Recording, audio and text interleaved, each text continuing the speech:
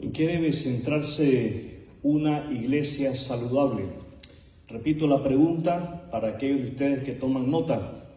¿En qué debe centrarse una iglesia saludable? ¿Debe una iglesia saludable centrarse en entretenimiento? ¿En cómo entretener a sus asistentes? ¿Debe una iglesia centrar sus fuerzas en estrategias de negocios? ¿Debe una iglesia centrarse en cómo ser la más popular en la ciudad? El título de lo que quiero compartir con ustedes, mis amados hermanos y hermanas, es Prácticas Bíblicas de la Iglesia. Prácticas bíblicas de la iglesia. A lo largo del libro de Hechos, vemos que la iglesia primitiva se centraba en practicar primero la enseñanza.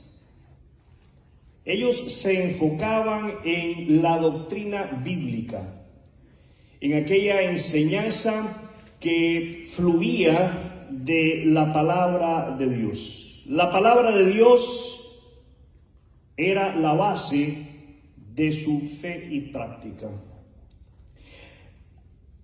Hechos nos enseña que los creyentes del primer siglo no solamente se enfocaban en la doctrina bíblica, también nos enseña que los creyentes del primer siglo se enfocaban en el compañerismo.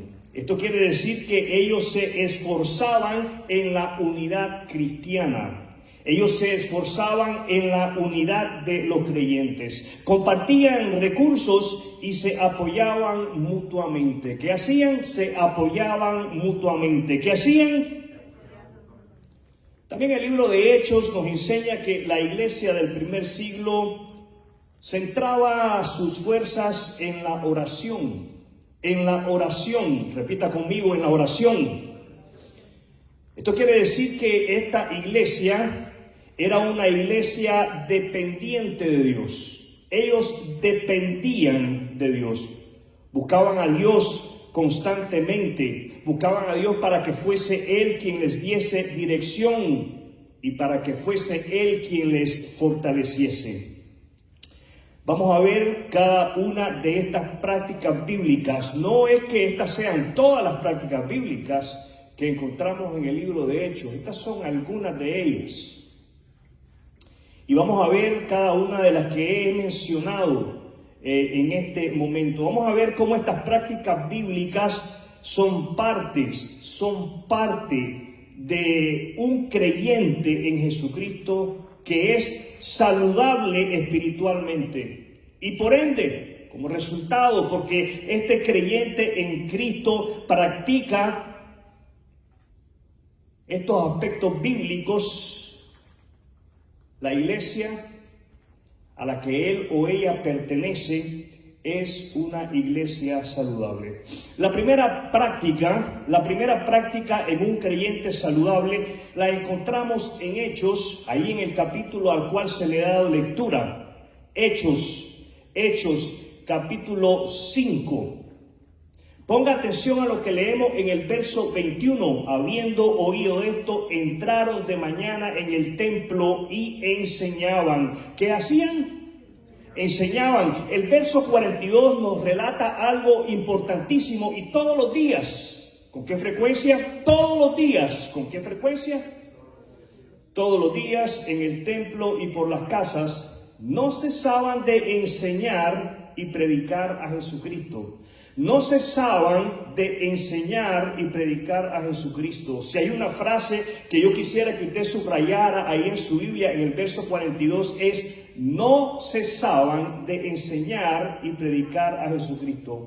Nuestra primera práctica, mis amados hermanos y hermanas, basado en el verso 21 al cual se le dio lectura y en el verso 42, es la enseñanza bíblica. La enseñanza bíblica. La primera práctica de un creyente saludable, la primera práctica de una iglesia saludable es la enseñanza bíblica. ¿Cuál es la primera práctica? la enseñanza bíblica. Una práctica central de una iglesia saludable. Cuando hablamos de iglesia estamos hablando de creyentes. Estamos hablando de la agrupación de creyentes. No estamos hablando de un edificio. Hablaba con alguien estos días y me dice, estoy en la iglesia. Y yo le hice la observación, ¿está en la iglesia o está con la iglesia? Tenemos que aprender a expresarnos correctamente. Estamos con la iglesia. ¿Dónde está usted ahorita? Con la iglesia. ¿Dónde está usted ahorita? Con la iglesia. Estamos en un edificio, en un auditorio, en un salón, en un cuarto, como usted le quiera llamar a este lugar. Pero usted en este momento está con la iglesia. Y una práctica central de un creyente saludable es la enseñanza que fluye de las Sagradas Escrituras, centrándose esa enseñanza en la persona de Jesucristo. ¿En qué se va a centrar la enseñanza? En la persona de Jesucristo, en la vida de Cristo, en las enseñanzas de Cristo, en la muerte de Cristo, en esa muerte expiatoria y en la resurrección de Cristo. El propósito de la enseñanza que se centra en Jesucristo es que con la ayuda de Dios, ¿con la ayuda de quién? De Dios. No podemos dejar a Dios fuera de la ecuación. El propósito de la enseñanza que se centra en Jesucristo es que con la ayuda de Dios, el oyente, creyente y no creyente, sea llevado a rendir su vida, sea llevado a rendir su vida completa a Cristo para experimentar el poder transformador del Evangelio. Permítame decirle, mi querido hermano y hermana, que ese debe de ser el mismo propósito por el cual cada creyente en Jesucristo debe de leer la Biblia. El propósito con el cual usted y yo debemos de sentarnos a leer o a escuchar la Biblia debe de ser con el propósito de ser transformados por el poder de sus palabras. ¿Cuál debe ser el propósito? Ser transformados por el poder de sus palabras. Cuando usted abra la Biblia,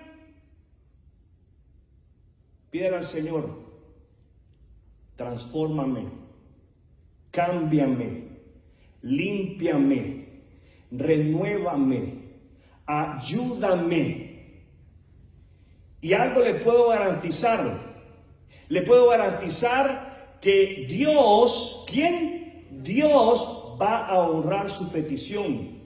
Dios va a utilizar esa palabra en usted para transformarle, para cambiarle, para renovarle, para fortalecerle.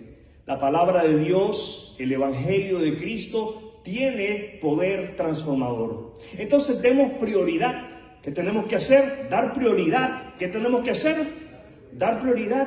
Demos prioridad, o sea, demos importancia a la enseñanza de la palabra de Dios sobre cualquier otra actividad. Darle importancia, darle prioridad a la enseñanza de la palabra de Dios nos conduce a ser creyentes saludables. ¿Qué clase de creyentes? Saludables. Nos conduce a ser creyentes fuertes, dando como resultado una iglesia saludable y fuerte. No nos perdamos un culto.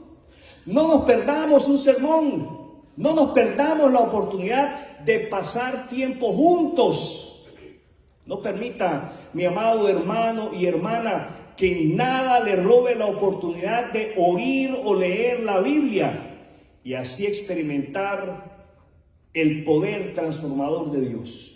Y así experimentar el ser renovado, el ser fortalecido, el ser alentado por la exposición de la palabra de Dios. Llevemos la enseñanza a nuestro hogar. ¿Qué tenemos que hacer? Llevar la enseñanza a nuestro hogar.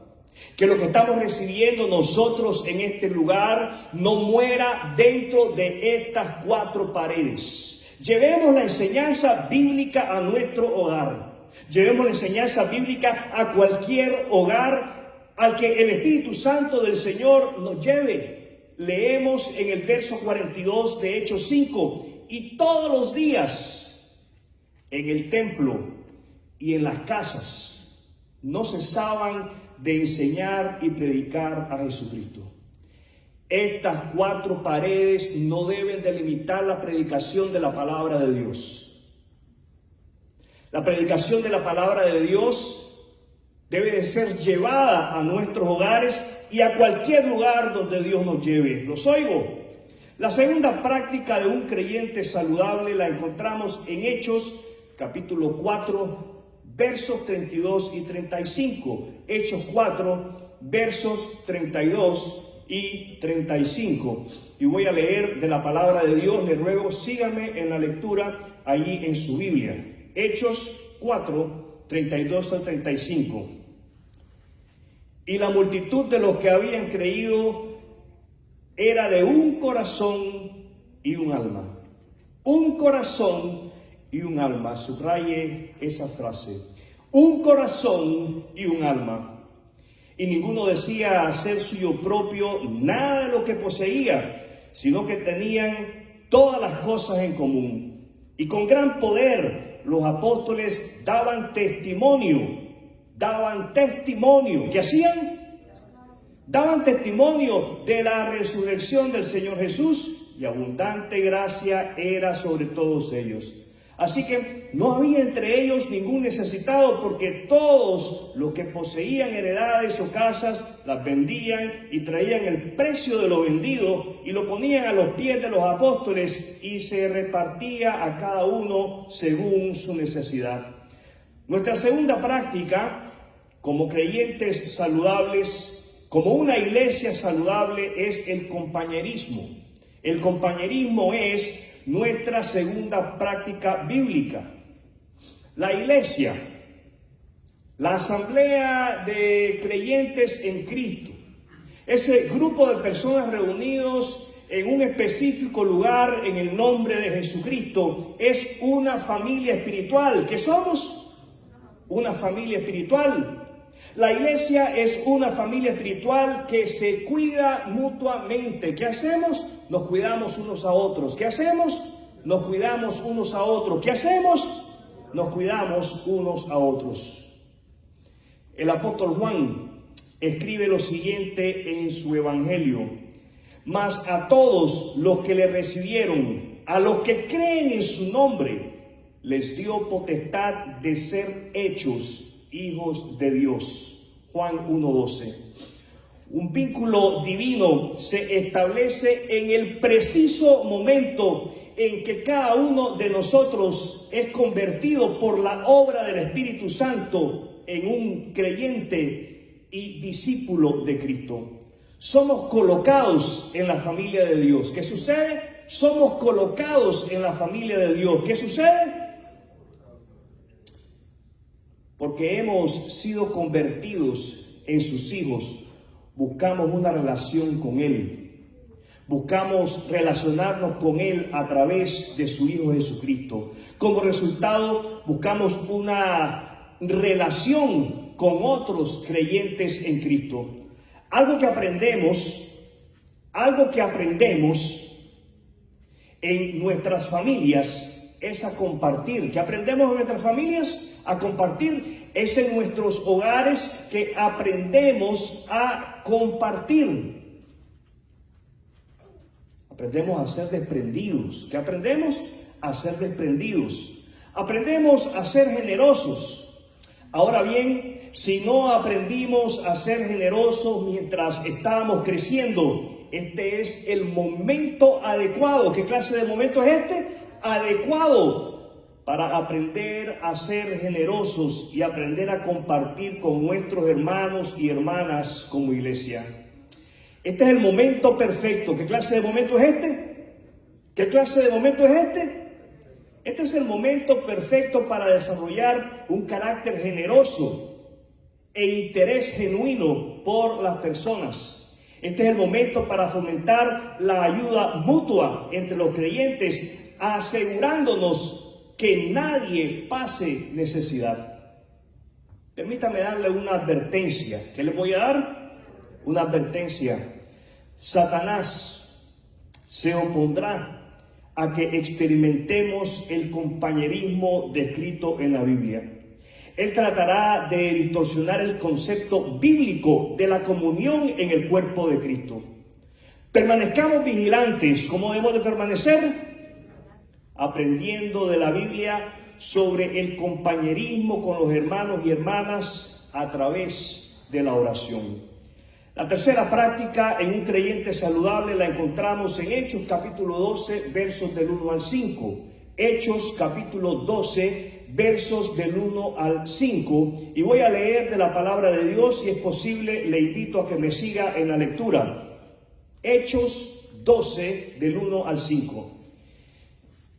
En aquel mismo tiempo, el rey Herodes echó mano a algunos de la iglesia para maltratarles, y mató a espada a Jacobo, hermano de Juan. Y viendo que esto había agradado a los judíos, procedió a prender también a Pedro. Eran entonces los días de los panes sin levadura. Y habiéndole tomado preso, le puso en la cárcel, entregándole a 4 grupos de 4 soldados cada uno, para que le custodiasen. Y se proponía sacarle al pueblo después de la Pascua. Así que Pedro estaba custodiado en la cárcel. ¿Dónde estaba Pedro? Pero la iglesia. ¿Quiénes? La iglesia. Un grupo de creyentes congregados. Un grupo de creyentes juntos. Esto no es asunto de creyentes aislados, esparcidos, aunque bien pueden, pero escuche bien, la iglesia hacía sin cesar oración a Dios por él. Y en el verso 12, de este capítulo 12 leemos lo siguiente: y habiendo considerado esto, llegó a casa de María, la madre de Juan, el que tenía por sobrenombre Marcos, donde muchos estaban reunidos orando. ¿Cómo estaban? Reunidos. ¿Y qué estaban haciendo? Orando. ¿Cómo estaban? Estaban reunidos y estaban orando. Estaban reunidos y estaban orando. Estaban reunidos y estaban orando. Nuestra tercera práctica es la oración. La tercera práctica de un creyente en Jesucristo que está saludable espiritualmente es la oración. Usted quiere saber que usted está creciendo saludablemente en los caminos de Cristo. Tome el pulso de su vida de oración. Tome el pulso de su vida de oración. Eso le va a decir a usted cómo usted está creciendo en Cristo. Los creyentes que dependen completamente de Dios son creyentes que oran en toda ocasión. Los creyentes que dependen completamente de Dios son creyentes que oran en toda ocasión. Las circunstancias no influyen en nuestra pasión por la oración. Nuestros planes van bien, dependemos de Dios y continuamos orando. Las cosas no salen como planeábamos, seguimos dependiendo de Dios y seguimos en constante oración. Los creyentes que oran en toda ocasión son creyentes en constante crecimiento.